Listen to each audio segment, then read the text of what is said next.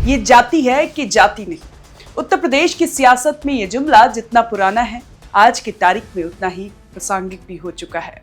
लेकिन इस बार इस कहावत के केंद्र में कोई पुरानी रवायत नहीं, बल्कि पश्चिमी उत्तर प्रदेश के मैदान से उठती वो सियासी आंधी है जिसने लखनऊ से लेकर दिल्ली तक के गलियारों में हलचल पैदा कर दी है। नगीना के सांसद और आजाद समाज पार्टी के मुखिया चंद्रशेखर आजाद ने सहारनपुर की धरती से 2027 का जो बिगुल फूंका है, वो महज एक चुनावी तैयारी नहीं, बल्कि बहुजन राजनीति के उस किले में सेंधमारी की कोशिश है जिसे कभी मायावती का अवैध दुर्ग कहा गया था। चंद्रशेखर का भाईचारा संगठन सीधे तौर पर मायावती के उस पुराने भाईचारा फॉर्मूले की याद दिलाता है जिसने 2007 में सोशल इंजीनियरिंग के जरिए पूर्ण बहुमत की सरकार बनाई थी। लेकिन आज वक्त बदल चुका है और चेहरे भी।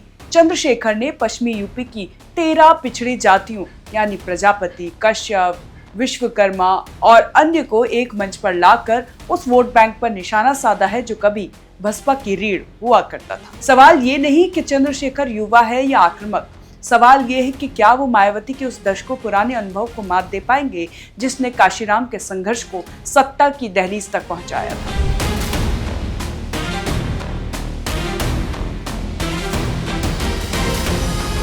मायावती के लिए चंद्रशेखर का ये उदय किसी बड़ी चुनौती से कम नहीं है।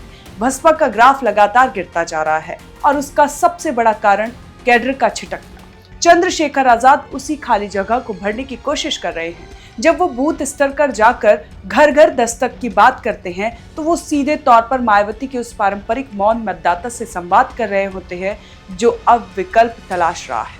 पश्चिमी यूपी में अगर दलित मुस्लिम समीकरण के साथ ये 13 पिछड़ी जातियां जुड़ गई तो बसपा के लिए वजूद बचाना मुश्किल हो जाएगा। लेकिन राजनीति केवल जोश से नहीं, होश और अनुभव से चलती है।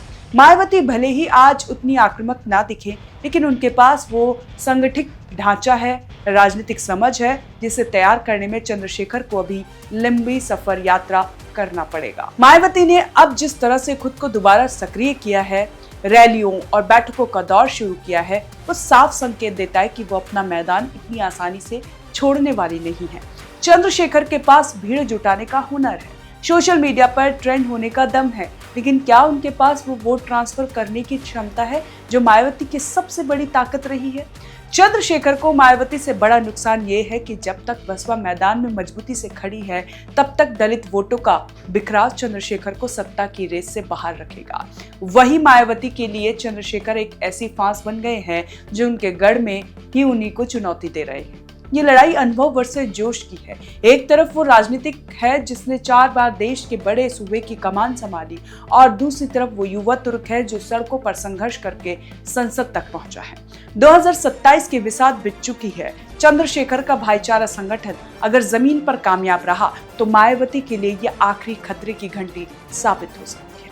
उत्तर प्रदेश की जनता अब केवल नाम और विरासत पर वोट नहीं दे रही है, उसे जमीन पर लड़ने वाला सिपाही चाहिए।